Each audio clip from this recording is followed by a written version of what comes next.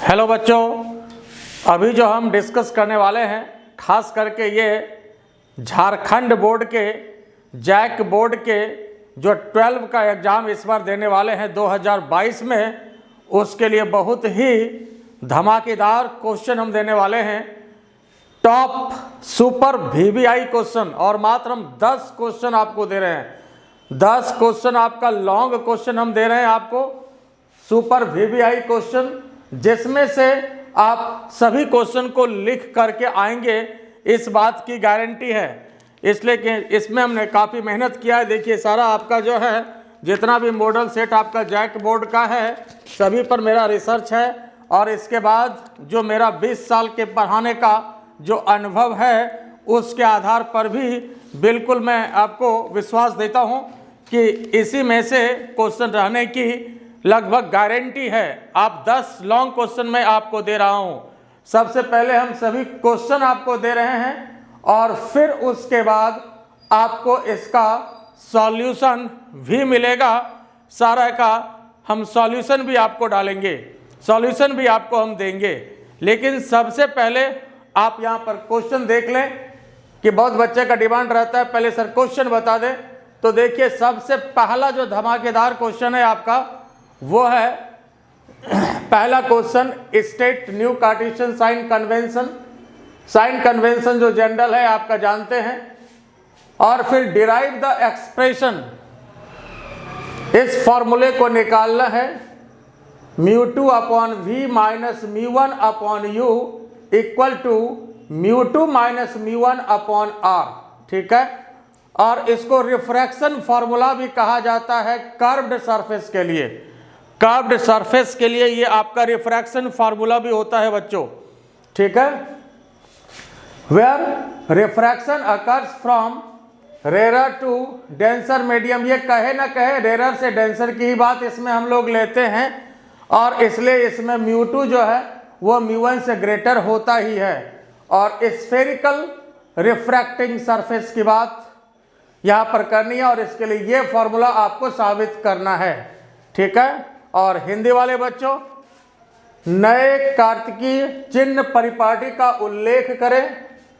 उत्तल गोलाकार अपवर्तक सतह पर विरल माध्यम से सरल माध्यम, ये कहे ना कहे ये तो हम लोग लेते ही हैं, है ना। रेयर से डेंसर की ही बात करते हैं, बात हम लोग जो लेते हैं वो रेयर से डेंसर की ही करते हैं। इधर रेयर होता है और इधर डेंसर होता है। ठीक है, इसकी बात ही हम लोग करते हैं, कहे ना कहे यही लेना ही है। प्रकाश के अपवर्तन के लिए निम्नलिखित व्यंजक उत्पन्न कीजिए, व्युत्पन्न करिए। मतलब व्यंजक तो यही होगा, इसमें इंग्लिश हिंदी में तो कोई फर्क है नहीं, फॉर्मूला आपको यही निकालना है। ये पहला धमाकेदार क्वेश्चन है ना, पहला धमाका क्वेश्चन है। फिर देखिए आपका जो दूसरा क्वेश्चन है, दूसरा क्वेश्चन जो है ये आपका है derive the lens maker formula.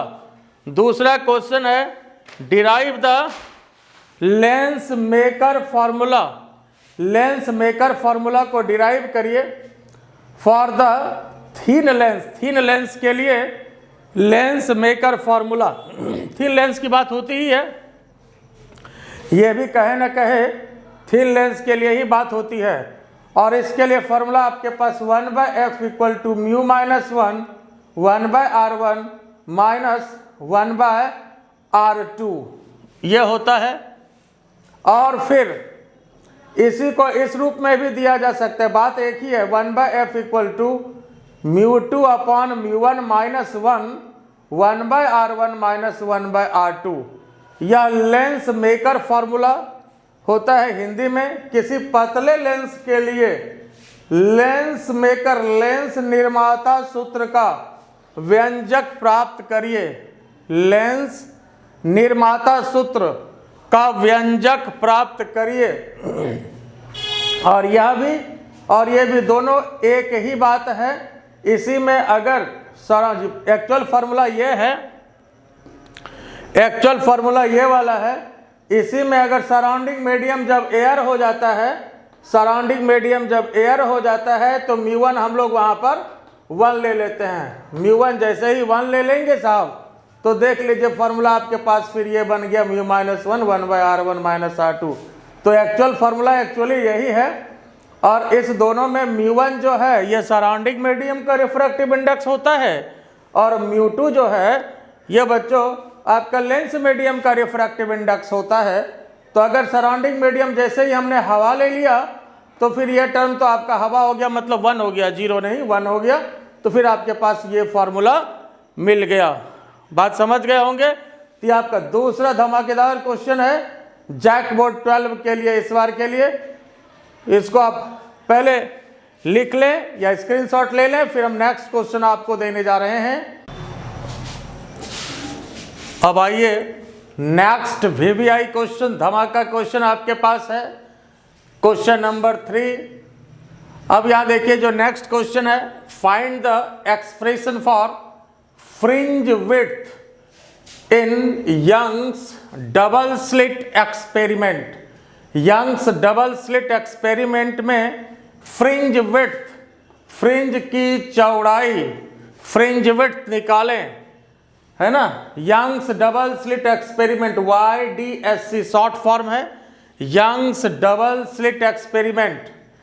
Fringe width निकालना है। फ्रिंज विड्थ होता क्या है? 2 लगातार ब्राइट इमेज या 2 लगातार डार्क इमेज के बीच के डिस्टेंस को फ्रिंज विड्थ बोलते हैं। और 2 लगातार ब्राइट इमेज का बीच का डिस्टेंस भी कांस्टेंट होता है और 2 लगातार डार्क इमेज के बीच का डिस्टेंस भी कांस्टेंट होता है, ये आपको पता है। और इसमें जो प्रूफ करना है किसी एक के लिए कर देना है, वही सफिशिएंट है। लगातार ब्राइट इमेज के लिए कर लीजिए तो लगातार डार्क इमेज के लिए करने की कोई जरूरत नहीं है, नहीं तो काफी लंबा क्वेश्चन आएगा। क्योंकि इसमें 1 नंबर का ये अटैच भी क्वेश्चन किया है। मान लीजिए कि ये 4+1 है, 4 नंबर उसमें और 1 नंबर में आपका एक क्वेश्चन और इसका टेल पार्ट है।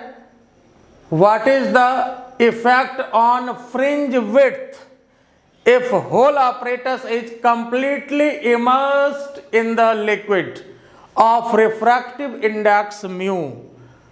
अगर पूरे अपरेटस को किसी लिक्विड में डुबा दिया जाए जिसका कि रिफ्रैक्टिव इंडेक्स म्यू होता है, जिसका रिफ्रैक्टिव इंडेक्स म्यू है, तो क्या असर पड़ेगा फ्रिंज विड्थ पर?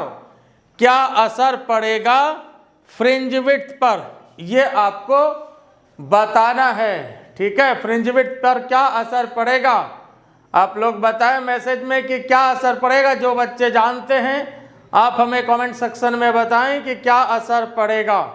ठीक है, बाकी सभी का आपको सॉल्यूशन भी मिलेगा और इसका जो सॉल्यूशन है वो डिस्क्रिप्शन में आपको इसका लिंक मिलेगा, सारे क्वेश्चन का सॉल्यूशन। ठीक है, अगर आप सॉल्यूशन देखना चाहते हैं तो डिस्क्रिप्शन में लिंक आपको दिया गया है।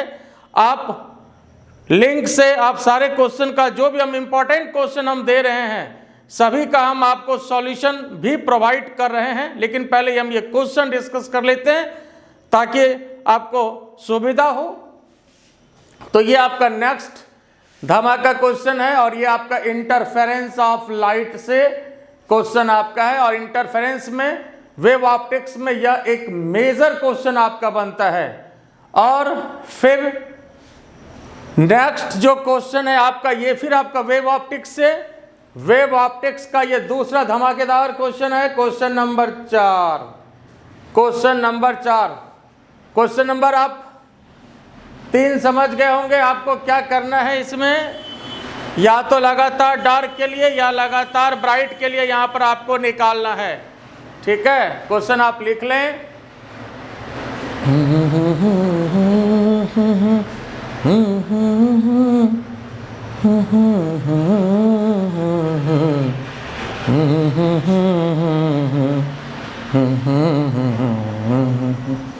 हो गया बच्चों। अब आइए next question number 4। On the basis of Huygens principle, on the basis of Huygens principle verify, यह प्रूव करिए, वेरीफाई करिए या प्रूव करिए लॉ ऑफ रिफ्लेक्शन या law of refraction. Law of reflection और लॉ ऑफ ये रिफ्रैक्शन होगा, law of refraction.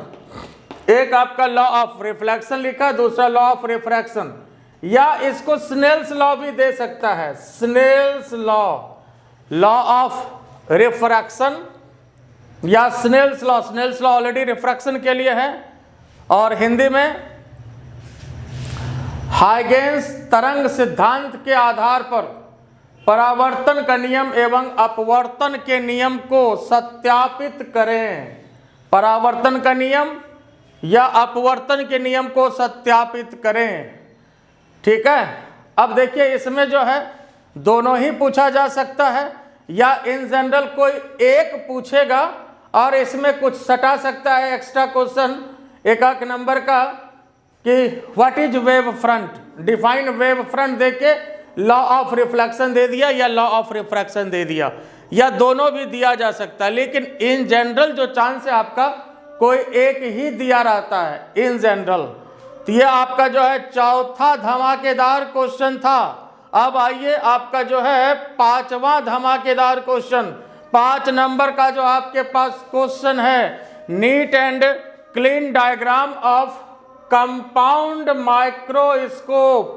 Neat and clean diagram of compound microscope, find out it's magnification if image formed at least distance of distinct vision। हालांकि ये कहे ना कहे least distance of distinct vision के लिए ही हम लोग लेते हैं, लेंगे। हिंदी वाले बच्चे यौगिक सूक्ष्मदर्शी का डायग्राम बनाएं एवं आवर्धन क्षमता का व्यंजक निकालें। यौगिक सूक्ष्मदर्शी का डायग्राम बनाएं एवं आवर्धन क्षमता का व्यंजक निकालें। यह आपका 5 नंबर का क्वेश्चन हुआ।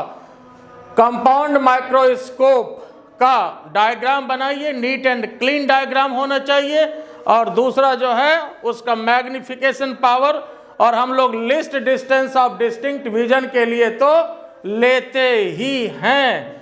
तो ये समझ गए, ये आपका 5 क्वेश्चन। अब इसको भी आप लिख लें, स्क्रीनशॉट ले लें, फिर नेक्स्ट क्वेश्चन की मैं बात कर रहा हूं। अब आइए बच्चों नेक्स्ट धमाका question, question number 6।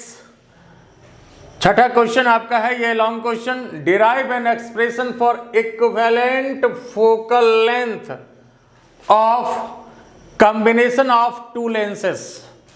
Derive expression for equivalent focal length of combination of 2 lenses. ये आपका मेन क्वेश्चन है।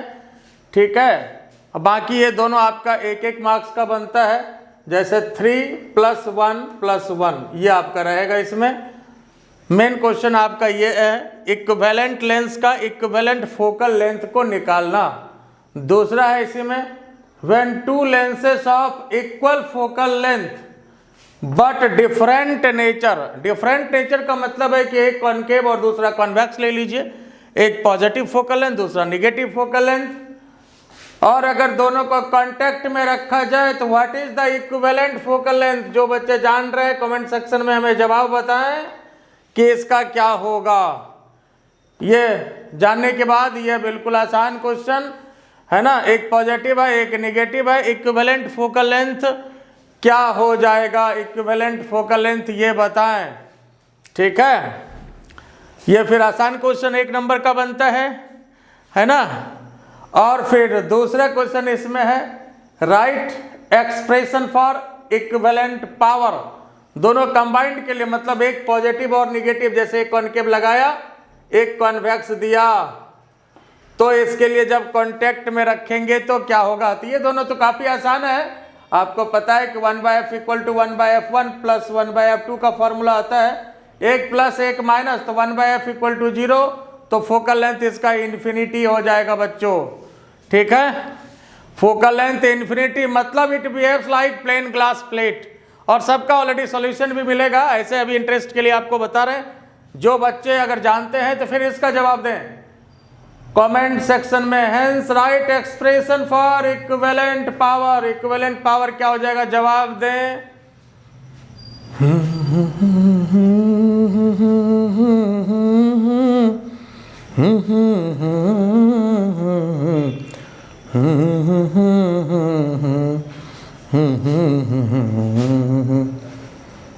बोलिए बच्चों, जवाब दीजिए क्या होगा।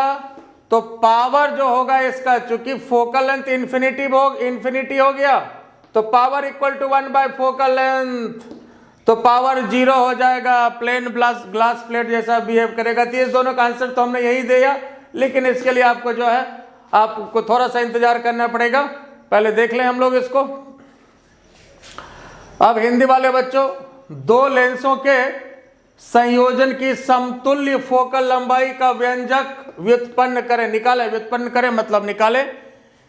अब यहां पर क्या कर रहा है, फिर दूसरा में बी में, जब समान फोकल लंबाई के लेकिन अलग अलग प्रकृति के दो लेंसों को संपर्क में रखा जाता है। प्रकृति का मतलब वही हुआ, एक पॉजिटिव दूसरा नेगेटिव, एक कॉन्केव दूसरा कॉन्वेक्स। तो समतुल्य focal length, equivalent focal length, समतुल्य फोकल लंबाई क्या होगी। फिर ये आपका नेक्स्ट 1 नंबर का क्वेश्चन, समतुल्य शक्ति के लिए व्यंजक लिखें। तो ये आपका यहां तक आपका ऑप्टिक्स से आपका क्वेश्चन था। अब आ जाइए नेक्स्ट धमाका क्वेश्चन आपका है, ये आपका करंट इलेक्ट्रिसिटी से। नेक्स्ट धमाका क्वेश्चन आपका करंट इलेक्ट्रिसिटी से, और इसमें जो पहला क्वेश्चन है, show that average value of AC over half cycle कितना होता है, 2I0/π, 2I0/π। दिखाइए, सत्यापित करिए। आधे चक्र में AC का औसत मान 2I0/π होता है, 2I0/π। और ये जो है आप सॉल्व करेंगे तो ये आप याद रखिएगा, इसका वैल्यू भी सॉल्व करके आप याद रखेंगे, ठीक है। और दूसरा जो है, so that average value of AC in full cycle is 0, so that average value of AC in full cycle is 0। Full cycle में AC का वैल्यू 0 होता है। यह भी सत्यापित करना है, यह भी सत्यापित करें कि पूरे चक्र में AC का औसत मान 0 होता है। और इसीलिए जो एवरेज करंट डिफाइन होता है बच्चों, यह हाफ साइकिल के लिए होता है। एवरेज करंट जो डिफाइन होता है वो हाफ साइकिल के लिए होता है। यह भी कभी कभी क्वेश्चन पूछा जाता है कि why average current is defined over half cycle. तो इसके पीछे अंदर की बात यही होती है कि फुल साइकिल में 0 हो जाता है। फुल साइकिल में 0 होने के पीछे अंदर की बात यही है कि ये पॉजिटिव हो गया और ये नेगेटिव हो गया, दोनों मिला करके क्या हो जाता है, 0 हो जाता है। और करंट कैसी क्वांटिटी है, ये हमें कमेंट सेक्शन में बताएं आप। करंट कैसी क्वांटिटी है, स्केलर या वेक्टर। तो बच्चों करंट स्केलर क्वांटिटी है, स्केलर क्वांटिटी है, इसलिए ये जो है 0 होना नहीं चाहिए। इस वजह से हम लोग एवरेज करंट के लिए हाफ साइकिल के लिए ही डिफाइन करते हैं, कारण कि है फुल साइकिल में ये 0 हो जाता है। तो ये आपका 7वां धमाकेदार क्वेश्चन, टॉप VVI क्वेश्चन है। फिर हम लोग इसमें अभी 3 और क्वेश्चन को आपको बताएंगे। उसके बाद हमने कहा कि सॉल्यूशन भी सबका आपको मिलेगा मेरे तरफ से। सबका डिटेल सॉल्यूशन आराम से बोर्ड वर्क करके हम आपको क्वेश्चन सॉल्यूशन सबका करेंगे, ठीक है। मैं हूं RKJ सर और हमारा चैनल इनोवेशन एकेडमी। आपको अगर लग रहा हो कि आपके लिए बिल्कुल हम अच्छा काम कर रहे हैं, पॉजिटिव डायरेक्शन में काम कर रहे हैं, तो हमारे चैनल को लाइक करिए और सब्सक्राइब करिए और शेयर करिए, ताकि आपको ज़्यादा से ज़्यादा फ़ायदा हो सके और भी बच्चों को फ़ायदा हो सके। तो इसलिए ज़रूर लाइक करें, ये हमारा रिक्वेस्ट है। इससे हमें एनर्जी मिलेगी और भी पॉजिटिव डायरेक्शन में और अच्छी तरह से मेहनत करेंगे और ज़्यादा मेहनत आपके लिए हम करेंगे।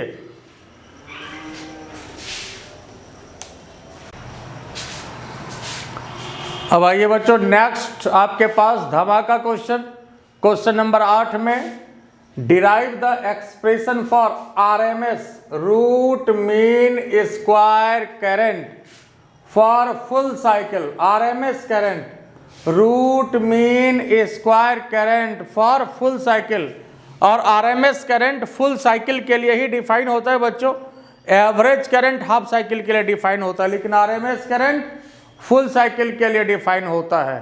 और RMS करंट को वर्चुअल करंट भी कहा जाता है। हो सकता है क्वेश्चन में ये ना दे करके कहीं वर्चुअल दे दे, वर्चुअल करंट, तो एक ही बात है, आरएमएस वर्चुअल एक ही बात है। पूर्ण चक्र के लिए प्रत्यावर्ती धारा का वर्ग माध्य मूल का व्यंजक निकालें। वर्ग माध्य मूल मतलब रूट मीन स्क्वायर करंट का। अब देखिए जो दूसरा है आपका, इसमें B number question, write down impedance of LCR circuit. LCR circuit का इम्पीडेंस आपको लिखना है। एल मतलब जिसमें इंडक्टेंस भी हो, सी फॉर कैपेसिटेंस भी हो, आर फॉर रेसिस्टेंस भी हो, तीनों होना चाहिए। इम्पीडेंस लिखना है। इम्पीडेंस हिंदी में बोलते हैं इसको प्रतिबाधा। एलसीआर परिपथ का प्रतिबाधा का व्यंजक क्या होगा, ये आपको लिखना है। तो इसमें जैसे ये आपका ऊपर वाला 3 और नीचे वाला 2, इस तरह से 3 + 2 5 मार्क्स का दोनों मिला करके होगा। ठीक है, ये बच्चों समझ गए। अब आइए next, what is rectifier, question number 9। Next आपका super VVI question for JAC board 2022 के लिए, और याद रखें काफी इंपॉर्टेंट क्वेश्चन। अगर आप इतना पढ़ लेंगे तो इसमें से मान करके चलिए बिल्कुल क्वेश्चन आने की गारंटी है। काफी रिसर्च करके आपको हम ये 10 क्वेश्चन दे रहे हैं, 10 में बस करेंगे मात्र। ठीक है, और इसी 10 में से आपका शॉर्ट क्वेश्चन भी निकल जाएगा। इसी 10 में बहुत शॉर्ट क्वेश्चन भी निकलेगा, लेकिन फिर आपको हम शॉर्ट क्वेश्चन भी प्रोवाइड करेंगे। लेकिन इस बीच रिक्वेस्ट है कि हमारे चैनल को, मेरा नाम आरके जैसर, मैं आरके जैसर, मेरा चैनल इनोवेशन एकेडमी, चैनल को लाइक करिए, सब्सक्राइब करिए, शेयर करिए। अगर आपको लग रहा है कि बिल्कुल आपके लिए हम अच्छे डायरेक्शन में काम कर रहे हैं, पॉजिटिव डायरेक्शन में काम कर रहे हैं, तो इससे हमें एनर्जी मिलेगी और भी बढ़िया आपको हम जो है वीडियो प्रोवाइड करेंगे। लाइव क्लासेस भी आपको हम प्रोवाइड करेंगे। तो यहां देखिए, ये समझ गए। तो इसमें इंपिडेंस का मतलब होता है प्रतिबाधा। प्रतिबाधा का व्यंजक क्या होगा ये निकालना है। अब आ जाइए next super VVI question 9, what is rectifier. Rectifier क्या है, draw circuit diagram of full wave rectifier. Draw a circuit diagram of full wave rectifier. Rectifier दो तरह का होता है, हाफ वेव रेक्टिफायर और फुल वेव रेक्टिफायर। तो यहां पर फुल वेव रेक्टिफायर आपका ज्यादा इंपॉर्टेंट है। फुल वेव रेक्टिफायर क्या होता है, और show input and output wave form and it's working. बाकी तो ये इनपुट आउटपुट वेव फॉर्म दिया ही जाएगा, इसका फिगर बना करके वर्किंग लिखिए, ये तो होता ही है। ठीक है, और इसको हिंदी में बोला जाता है दिष्टकारी। क्या है दिष्टकारी, पूर्ण तरंग दिष्टकारी का इनपुट और आउटपुट वेव फॉर्म दिखाएं एवं इसकी कार्य प्रणाली को समझाएं। क्या वर्किंग है इसका, इसको आपको समझाना है।